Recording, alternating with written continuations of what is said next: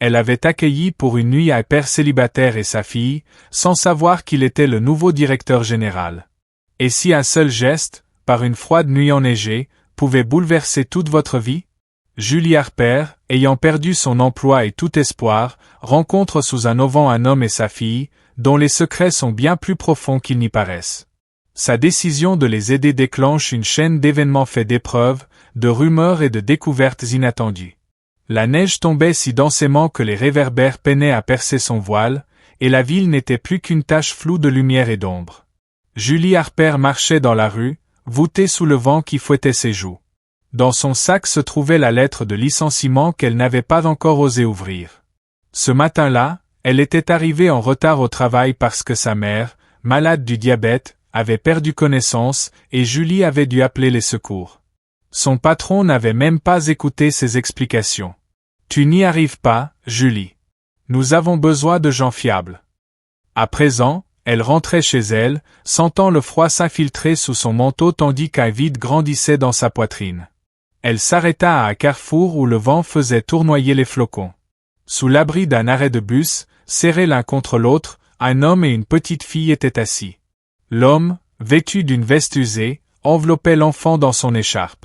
La fillette, aux fines tresses, grelottait, mais ses yeux brillaient comme si elle cherchait quelque chose de magique dans la neige. Julie voulut passer son chemin. Ses propres problèmes pesaient lourd, mais quelque chose la fit ralentir. L'homme leva les yeux. Son visage était fatigué mais pas dur, avec de sombres cernes sous les yeux. Il ne demandait pas d'aide, ne tendait pas la main, comme le faisaient d'autres sans-abri qu'elle avait croisés. La petite fille la remarqua et sourit, laissant apparaître un trou entre ses dents. « Papa, regarde, elle est gentille », murmura-t-elle. Ces mots frappèrent Julie comme un éclair. Les paroles de sa mère lui revinrent. « Si tu peux aider alors que tu n'as rien à donner, c'est encore plus important. » Julie serra les poings. Elle n'avait plus de travail, presque plus d'argent, et son appartement était à peine assez grand pour elle seule, mais elle ne pouvait pas les laisser là. « Vous êtes gelé, dit-elle, tâchant de ne pas trembler. J'ai un appartement chaud, voulez-vous passer la nuit? » L'homme resta figé, comme s'il n'y croyait pas. « Nous allons nous débrouiller, répondit-il doucement, mais la fillette tira sur sa manche. « Papa, s'il te plaît, je veux avoir chaud. » Il regarda sa fille, puis Julie, et dans ses yeux passa un mélange de gratitude et de prudence. « Je m'appelle Matt, dit-il, et voici Diana. Si vous êtes sûr, nous ne voulons pas être un fardeau. » Julie acquiesça, même si tout en elle criait qu'elle faisait une erreur. « Venez, dit-elle, se tournant vers chez elle sans se retourner pour ne pas changer d'avis. L'appartement de Julie se trouvait au 3e étage d'un vieil immeuble. L'ascenseur ne fonctionnait pas et ils montèrent par l'escalier grinçant, imprégné d'odeurs d'humidité et de repas d'autrui. Julie ouvrit la porte et les fit entrer. C'était un petit logement, un salon avec un canapé affaissé, une cuisine où la table tenait à peine, et une chambre plus proche d'un débarras. Mais il y faisait chaud, et c'était l'essentiel. « Je vais préparer une soupe, dit Julie pour masquer sa gêne. Enlevez vos chaussures, elles sont mouillées. » Matt aida Diana à retirer ses bottes, et la petite courut aussitôt vers la fenêtre, fascinée par la neige collée aux vitres. « Regarde, papa, comme c'est beau !» s'exclama-t-elle. Matt sourit, mais d'un sourire fatigué, comme s'il ne s'autorisait plus à se réjouir depuis longtemps. Julie mit une casserole sur le feu, sortit du réfrigérateur quelques légumes et une boîte de bouillon de poulet. Pendant que la soupe cuisait, elle trouva une paire de chaussettes sèches pour Diana et un vieux pull pour Matt. « Ce n'est pas neuf, mais c'est chaud, » dit-elle en leur tendant. Matt la remercia, puis, remarquant qu'une porte d'armoire pendait, demanda « Vous avez un tournevis? Je peux réparer ça. » Julie, surprise, acquiesça et lui en donna un vieux qu'elle avait dans un tiroir. Il resserra les vis, puis, voyant un robinet qui fuyait, demanda une clé et répara la fuite en quelques minutes. « Vous n'êtes pas obligé, » dit Julie. Il haussa les épaules. « C'est plus simple quand mes mains sont occupées. » Au dîner, Diana bavarda sans fin, racontant combien elle aimait dessiner et comment elle avait un jour vu le plus gros flocon du monde. Matt resta silencieux, mais son regard s'adoucissait quand il posait les yeux sur elle. Julie ressentit une chaleur qu'elle n'avait plus connue depuis longtemps. Après le repas, Diana sortit de sa poche un fil vert et quelques perles. « C'est pour toi, dit-elle à Julie en lui tendant un bracelet fait main. « Tu es gentille. » Julie serra le bracelet dans sa main, la gorge nouée, sans trouver les mots. La fillette l'enlaça déjà, le visage enfoui dans son pull. Matt les regardait, et quelque chose passa dans ses yeux que Julie ne put déchiffrer. Quand vint l'heure de dormir, Julie installa ses invités sur le canapé et se retira dans sa chambre. Allongée dans le noir, elle pensa à ce qu'elle venait de faire, inviter des inconnus, donner ses dernières provisions. Et après? Mais les mots de Diana, « Tu es gentille », la réchauffaient comme une couverture. Au matin, en se réveillant, Julie découvrit que Matt et Diana étaient partis. La cuisine était propre, la vaisselle rangée, les couvertures soigneusement pliées. Sur la table, un mot, « Merci », accompagné d'un dessin représentant 3 silhouettes se tenant par la main sous les étoiles. Julie se reconnut, ainsi que Matt et Diana.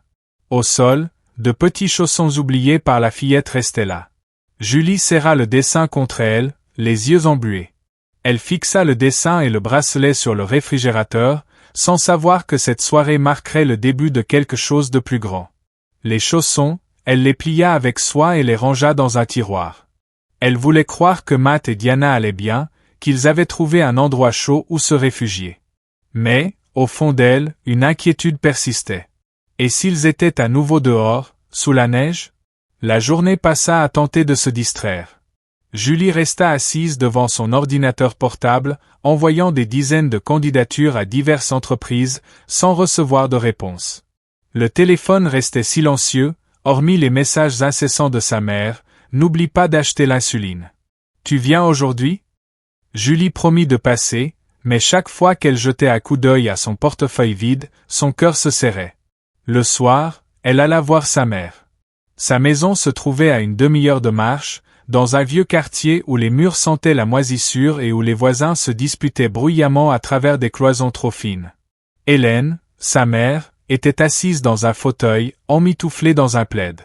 Son visage était pâle, mais ses yeux brillaient toujours d'obstination. « Tu as encore l'air de croire que le monde s'est écroulé, » dit-elle en fixant Julie. « Raconte-moi ce qui s'est passé. » Julie ne voulait pas parler de son licenciement, mais les mots lui échappèrent.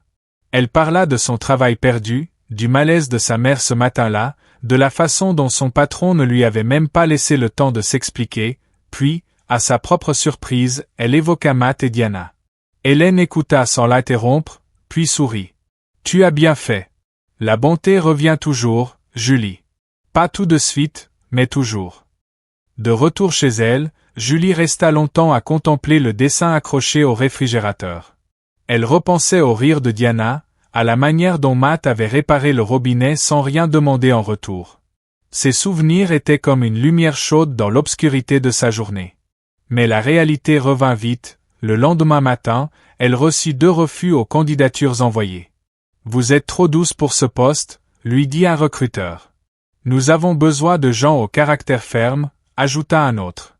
À la fin de la semaine, Julie avait l'impression de couler.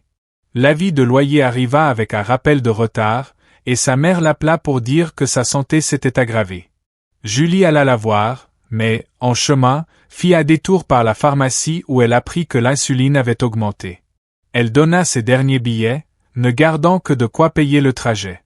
Le soir, assise dans la cuisine, Julie regardait le bracelet et le dessin. Ses doigts restèrent suspendus au-dessus de la poubelle. L'espace d'un instant, elle eut envie de les jeter, comme si cela pouvait effacer ses échecs. Mais elle se rappela les mots de Diana. « Tu es la première à m'avoir souri aujourd'hui. » Julie ferma les yeux et sentit les larmes couler sur ses joues. Elle ne jeta rien, enfila le bracelet à son poignet. Le lendemain, le téléphone sonna. Le numéro lui était inconnu, mais la voix à l'autre bout avait un ton officiel. « Mademoiselle Harper, ici la société Westbrook.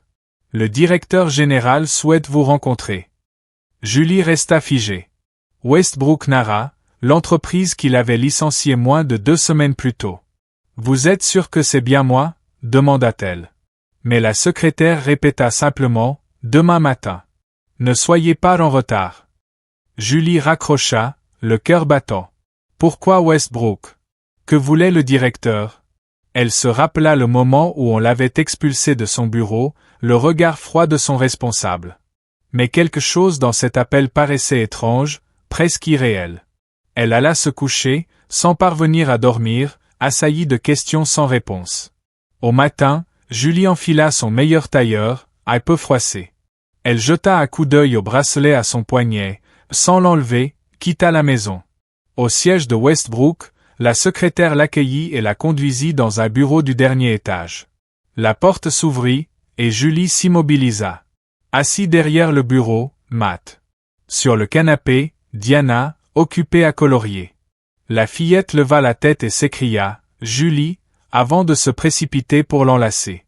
Matt souriait, mais dans ce sourire, il y avait quelque chose que Julie ne comprenait pas. « Je suis heureux de te voir », dit-il. « Nous devons parler. » L'appel de Westbrook avait pris Julie par surprise, comme un coup de tonnerre. Elle était à sa table de cuisine, fixant une tasse de thé vide, quand la voix de la secrétaire avait prononcé son nom. Westbrook, l'endroit où elle avait été renvoyée avec la froide mention, ne répond pas aux attentes. Pourquoi, soudainement, voulait-il la rencontrer? Elle ressentait un mélange d'espoir et de crainte. Elle avait passé le bracelet de Diana à son poignet, comme pour y puiser de la force, et s'était rendue au bureau. En entrant dans le bureau du directeur général, elle s'attendait à voir n'importe qui, sauf Matt. Il portait un costume impeccable, en contraste total avec la veste usée de cette nuit enneigée. Diana, assise sur le canapé avec son album de dessin, bondit pour étreindre Julie si fort qu'elle faillit perdre l'équilibre. « Tu es venue » s'écria la fillette, tandis que Julie, encore sous le choc, fixait Matt. « Assieds-toi » dit-il en désignant un fauteuil. « Je dois t'expliquer. » Sa voix était calme, mais habitée d'une fermeté qu'elle n'avait pas remarquée lors de leur première rencontre. Il raconta qu'après la mort de sa femme Caroline, 3 ans plus tôt, il avait quitté le monde des affaires. « J'étais brisé » avoua-t-il. « Diana était la seule chose qui me maintenait debout. Nous avons voyagé, vécu là où nous pouvions. Cette nuit où tu nous as trouvés, nous étions sans abri. Ta gentillesse m'a rappelé qu'il restait du bon dans ce monde. » Julie écoutait, peinant à assimiler ses paroles. Matt expliqua qu'il était récemment revenu aux affaires et avait racheté Westbrook pour en changer la culture. « Je veux que cette entreprise prenne soin des gens, dit-il. Et je veux que tu m'aides. Il y a un nouveau poste, responsable du bien-être des employés et des relations communautaires. Il est à toi, si tu acceptes. » Julie resta muette. On offrait à une ancienne réceptionniste un poste dont elle n'aurait jamais rêvé. Mais les doutes affluaient, en était-elle capable? Matt ne se trompait-il pas sur elle? Et pourquoi l'avait-il choisie, elle? Je ne suis pas sûre d'être qualifiée, dit-elle enfin.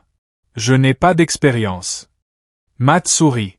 Tu as quelque chose de plus important, tu vois les gens. Diana, qui dessinait jusque-là, courut vers Julie avec un nouveau dessin, 3 silhouettes sous le soleil. C'est nous, dit-elle. Tu es avec nous maintenant. Julie serra la feuille, sentant la chaleur lui envahir la poitrine. Elle hocha la tête, j'ai serré. Le nouveau travail débuta dans le tumulte. Julie se plongea dans la création de programmes de soutien, aide médicale pour les employés, groupes pour les parents, et même de petites subventions pour les communautés locales. Elle travaillait tard, lisait des recherches, rencontrait des collègues, mais plus elle faisait des efforts, plus elle remarquait les regards de travers. L'ancienne réceptionniste, chuchotait certains dans les couloirs, a obtenu son poste grâce à son lit. Elle l'avait même entendu un jour dans l'ascenseur. Un soir, après une journée particulièrement difficile, Julie était assise dans son bureau, regardant le bracelet de Diana. Une collègue, passant devant la porte, lança. « J'espère que tu comprends que ce travail ne t'a pas été donné pour tes mérites. » Julie ferma la porte et éclata en sanglots. Elle se sentait comme une impostrice, indigne de la confiance que Matt avait placée en elle. À ce moment-là, Matt entra dans le bureau. Il ne posa pas de questions, se contenta de dire « Prépare-toi, Diana et moi t'attendons en bas. » Ils se rendirent au parc, où Diana courait dans l'herbe, tandis que Matt leur offrait des glaces. « Ils ne savent pas ce que tu as traversé, et ils ne te connaissent pas, dit-il quand Julie lui parla des rumeurs. Cette soirée au parc redonna des forces à Julie. Diana lui tenait la main en parlant de son rêve de devenir artiste. Matt les regardait, et dans son regard, il y avait quelque chose qui fit battre le cœur de Julie un peu plus vite. Mais elle chassa cette pensée, trop de choses étaient en jeu. Pendant ce temps, l'état de santé de sa mère s'aggrava. À l'hôpital, on parla d'une légère crise cardiaque. Julie passait ses nuits à son chevet, réglant les factures avec son dernier salaire. Elle craignait de ne pas y arriver, que sa bonté dont parlait Matt ne soit en réalité qu'une erreur. Mais chaque fois qu'elle regardait le bracelet, elle pensait à Diana et retrouvait la force d'avancer. Julie n'oubliera jamais le jour où elle entendit la vérité sur Matt devant toute l'entreprise. La matinée avait commencé dans le chaos habituel. Elle préparait une présentation sur un nouveau programme de soutien aux employés, mais ses collègues chuchotaient encore dans son dos. Elle est là uniquement grâce au patron, entendit-elle depuis la salle de réunion. Elle serra les dents et continua de travailler, mais bouillonnait intérieurement. Elle commença à se demander, et si c'était vrai? Matt remarqua son état. Il entra dans son bureau sans frapper, un dossier à la main. « Aujourd'hui, il y a une réunion, dit-il. Je veux que tu y sois. Et ne discute pas. » Son ton était ferme, mais une familiarité chaleureuse brillait dans ses yeux. Julie acquiesça, bien que son estomac se noue d'angoisse. Dans la salle de conférence, tous les employés de Westbrook étaient rassemblés. Matt monta sur l'estrade, et la salle se tut. Il parla de l'avenir de l'entreprise, de son désir d'en faire un lieu où chacun se sent utile. Puis il fit une pause et regarda Julie. « Je veux vous raconter une histoire, dit-il. » Il raconta cette nuit enneigée où, avec Diana, il s'était retrouvé sans abri, et comment Julie, alors qu'elle peinait elle-même à s'en sortir, les avait invités chez elle. Sa soupe et ses chaussettes chaudes avaient été pour eux un véritable salut. Matt sortit de sa poche un bracelet vert, copie exacte de celui que portait Julie. « C'est ma fille qui l'a fait, dit-il. Et cela m'a rappelé que la bonté est ce qui change le monde. » La salle resta silencieuse. Julie sentit le sang lui monter aux joues. Matt poursuivit. « Julie n'est pas seulement une employée, elle est la raison pour laquelle je suis revenu dans les affaires. Et elle est la raison pour laquelle Westbrook fonctionnera désormais autrement. » Il leva le bracelet, et des applaudissements éclatèrent dans la salle. Après la réunion, des collègues vinrent voir Julie, s'excusant et offrant leur aide. Certains restaient sceptiques, mais ils étaient moins nombreux. Julie sentit un poids quitter ses épaules. Elle aperçut Matt, un peu à l'écart, parlant avec Diana. La fillette lui fit signe de la main, et Julie lui répondit par un sourire. Le travail devint plus fluide. Les programmes de Julie commencèrent à porter leurs fruits. Les employés la remerciaient pour son soutien, et les communautés locales recevaient des subventions pour des aires de jeu et des cours. Mais Julie luttait encore contre ses doutes. Elle craignait de ne pas être à la hauteur des attentes de Matt, que sa bonté ne soit pas un mérite mais une faiblesse. Un jour, Matt l'invita, elle et Diana, à passer le week-end à la campagne. Ils se rendirent au bord d'un lac, où Diana apprenait à faire ricocher les pierres, et Matt racontait des histoires de son enfance. « Moi aussi, j'ai douté, avoua-t-il un soir autour du feu. Mais tu m'as montré qu'on peut être fort en aidant les autres. » Julie garda le silence, mais ces mots restèrent gravés en elle. Pendant ce temps, sa mère commençait à aller mieux. La nouvelle assurance de Westbrook couvrait ses soins, et Hélène souriait de nouveau, sans douleur, pour la première fois depuis longtemps. Julie passait ses soirées avec elle, lui parlant du travail, de Diana, de Matt. « C'est un homme bien, » dit sa mère. « Ne le laisse pas partir. » Julie rit, mais sentit quelque chose bouger dans sa poitrine. Le mariage au bord du lac fut plus beau que ce que Julie avait jamais imaginé. Le soleil printanier se reflétait sur l'eau, et une légère brise faisait frémir les branches. Julie se tenait dans une simple robe blanche, le bracelet vert de Diana à son poignet. En face d'elle, Matt, dans un costume sombre, la regardait comme si elle était la seule personne au monde. Diana, dans une robe fleurie, leur tenait les mains, rayonnantes de bonheur. Le chemin vers ce jour avait été long. Après la réunion chez Westbrook, Julie avait gagné en assurance. Ses programmes avaient fait de l'entreprise un exemple pour les autres. Mais surtout, Julie avait trouvé une famille. Les week-ends avec Matt et Diana étaient devenus une tradition. Ils allaient au parc, faisaient des pizzas, regardaient de vieux films. Diana appelait de plus en plus souvent Julie « maman », et chaque fois, ce mot lui serrait le cœur. Un jour, lors de la fête d'hiver de l'entreprise, Matt prit le micro. Tout le monde pensait qu'il allait annoncer un nouveau projet, mais il se tourna vers Julie. « Tu es devenue notre maison », dit-il en s'agenouillant. « Épouse-moi. » La salle éclata d'applaudissements, et Diana sauta en criant. « Dis oui. » Riant et pleurant à la fois, Julie acquiesça. Le mariage fut modeste mais chaleureux. Les invités, collègues, amis, la mère de Julie qui marchait à nouveau sans canne riaient et dansaient. Diana leur offrit un tableau représentant 3 silhouettes au bord d'un lac sous les étoiles. « C'est nous, dit-elle. Pour toujours. » Lorsque la cérémonie prit fin, Julie, Matt et Diana partirent en tenant leurs mains. Derrière eux restait la tour de Westbrook, l'endroit où Julie avait perdu un emploi, mais trouvé une nouvelle vie. Elle regarda le bracelet qu'elle portait toujours et sourit.